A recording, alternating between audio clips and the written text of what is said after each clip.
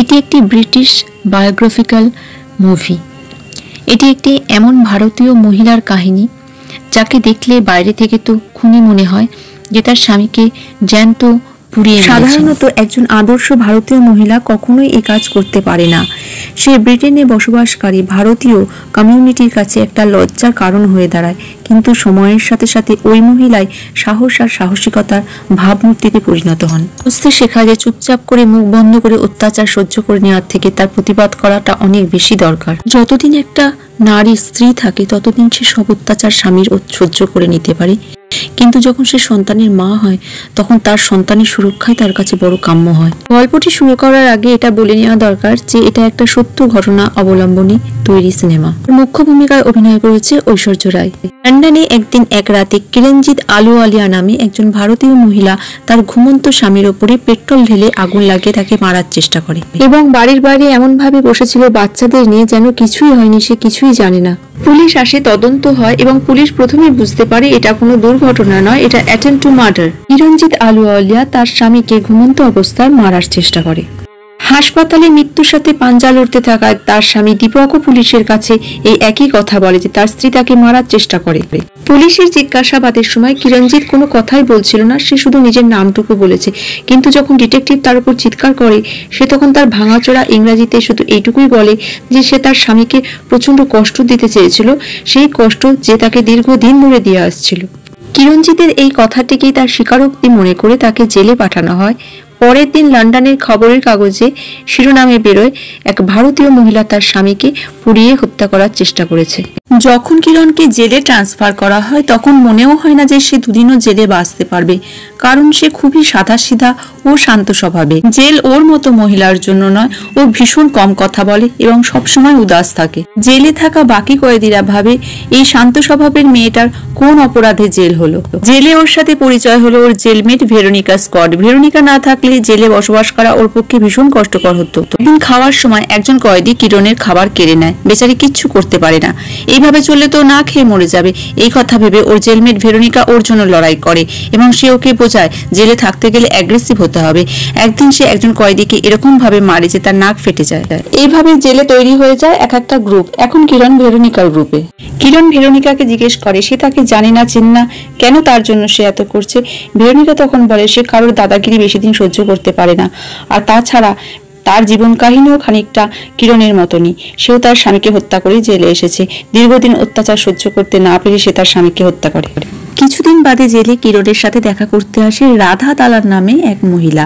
সে south হল black sisters নামে একটা সংস্থা চালায় যারা নিপীড়িত মহিলাদের সাহায্য করে। রাধা প্রথম যেদিন কিরণের ঘটনাটা শুনেছিল সেদিনই সে বুঝে গেছিল এর ভেতরে অন্য কোনো ঘটনা আছে। ওপর থেকে যতটা স্বচ্ছ মনে হচ্ছে ব্যাপারটা ততটা নয়। কেন কোনো মহিলা তার স্বামীকে অযথা পুড়িয়ে মারার চেষ্টা করবে? রাধা জেলে কিরণজিতের সঙ্গে দেখা করতে আসে এবং সে তাকে বলে যে সে তাকে সাহায্য করতে চায়। তাদের সংস্থা নিপীড়িত মহিলাদের সাহায্য করে এবং রাধা তাকে জিজ্ঞেস করে যে জেলে তার সাথে কেমন ব্যবহার করা হচ্ছে।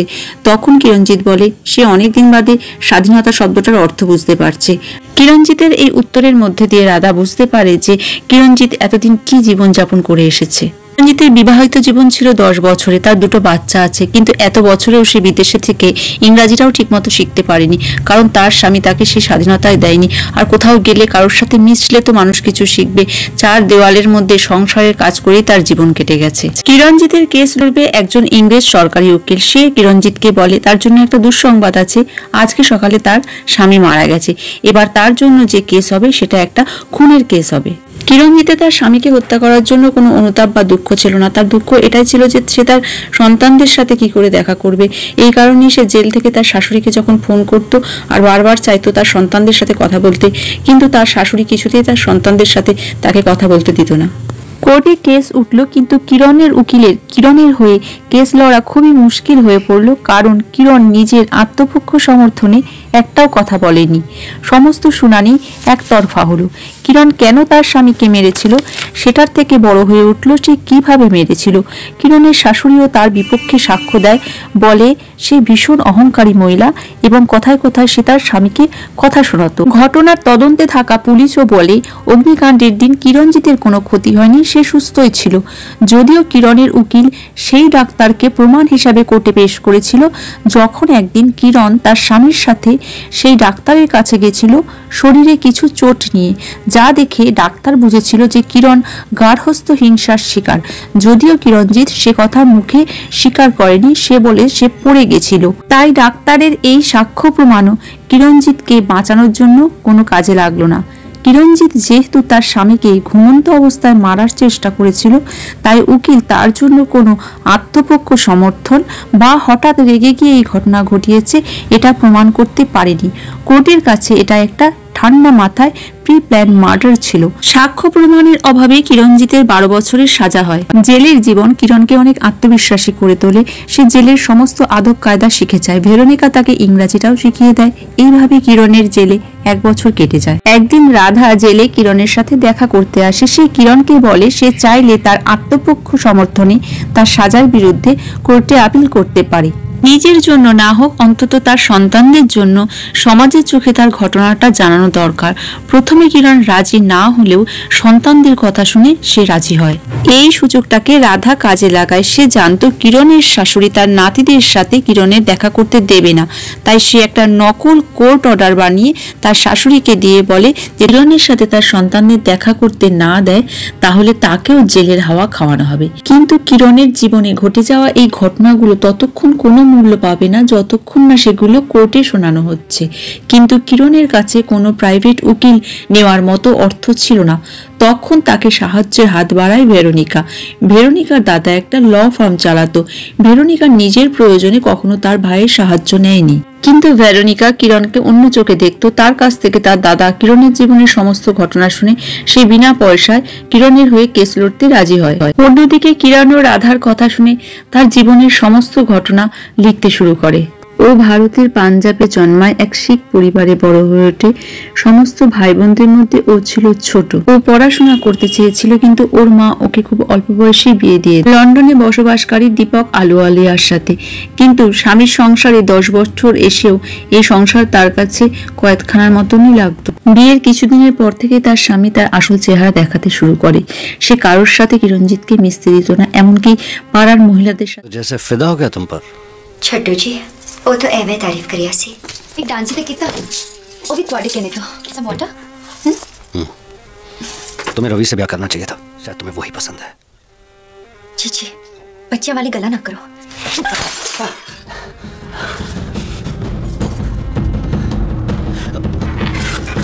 সমস্ত পয়সা মদ এবং অন্য নারীদের পিছনে উড়িয়ে দিত। বাচ্চাদের ভবিষ্যৎ নিয়েও তার কোনো চিন্তা ছিল না। জিৎ কিছু পয়সা যদি বাঁচিয়েও রাখতো তো মারপিট করে তার কাছ থেকে সেই পয়সাগুলো আদায় করে নিত। वो पैसे मेरे थे, तेरे बाप के नहीं।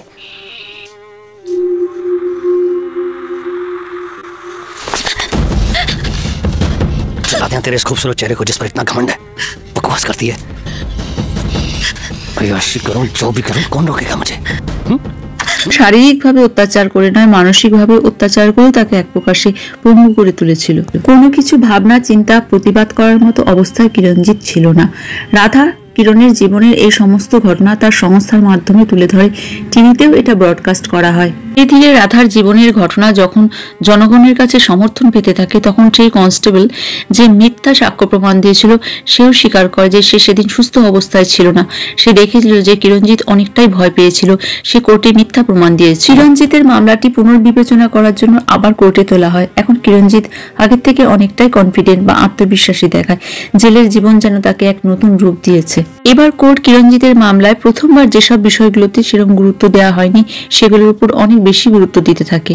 সেই সাইকিয়াট্রিস্টের রিপোর্টও তুলে ধরা হয়, যেখানে কিরণকে মানসিক অসুস্থ বলা হয়েছিল, কিন্তু এখন বলা হয়েছে যে সে 10 বছর কি জীবন যাপন করেছে। তাই এখন কেস পিপল অ্যান্ড মার্ডারের বদলে তাকে যে মার্ডার করার জন্য প্রভোগ করা হয়েছিল সেই কেসে রূপান্তরিত হয়ে যায়। কোর্ট তার 12 বছরের শাস্তি মুকুব করে দেয় এবং যে 3 বছর সে শাস্তি পেয়েছে সেটাই তার শেষ শাস্তি বলে বিবেচনা করা হয়। জেল থেকে ছাড়া পাওয়ার পর সে মিডিয়ার আলোচ্য বিষয়বস্তু হয়ে যায়। তার সমর্থনে অনেক ফেস্টুন মিছিল বেরোয়। কিরণজিতের উপর হয়ে যাওয়া এই অন্যায় সুবিচার পেত না যদি না রাধা তার জন্য এত পরিশ্রম করত। আসলে রাধার দিদিও তার 6 বছরের বৈবাহিক জীবনে ভীষণভাবে অত্যাচারিত হয়েছিল। যখনই সে তার দিদির কোনো চোট নিয়ে জিজ্ঞেস করত, বলতো কখনো চেয়ারে ঠোকা খেয়েছে বা কখনো পড়ে গেছে, এবং একসময় সে স্বামীর অত্যাচার সহ্য করতে না পেরে আত্মহত্যা করে। এই কারণেই কিরণজিৎকে বিচার দেওয়ার জন্য রাধা এত তৎপর হয়ে উঠেছিল। কেউ কখনো ভাবতেই পারেনি যে লন্ডনের এই জেল কিরণজিতের জীবনে একটা নতুন দিশা খুলে দেবে। আসলে এটা তার কাছে জেল ছিল না, এটা ছিল তার কাছে স্বাধীনতার প্রথম ধাপ। জেলের জীবন তো সে তার স্বামীর সাথে কাটিয়ে এসেছিল। কিরণজিৎ আলুওয়ালিয়ার কেস এমনই একটি কেস যার ব্রিটেনের ইতিহাসে প্রভোকেশন ডিফেন্স আইনের আমূল পরিবর্তন ঘটায়। 2001-এ প্রধানমন্ত্রী টনি ব্লেয়ারের স্ত্রী চেরি বুথ কিরণজিৎকে সাহসিকতার জন্য এশিয়ান রোল মডেল অ্যাওয়ার্ডে সম্মানিত করে। In life, there is no honor in silent suffering. There is no affection, no comfort to be found in love that is abused. Duty as mothers to raise our sons to treat women with love and respect, not violence and anger. There are many women. ভিডিওটি ভালো লাগলে চ্যানেলটিকে like, share, subscribe করার অনুরোধ রইল। আপনাদের মূল্যবান মতামত আমাদের আরও এরকম ভিডিও তৈরিতে অনুপ্রেরণা যোগায়।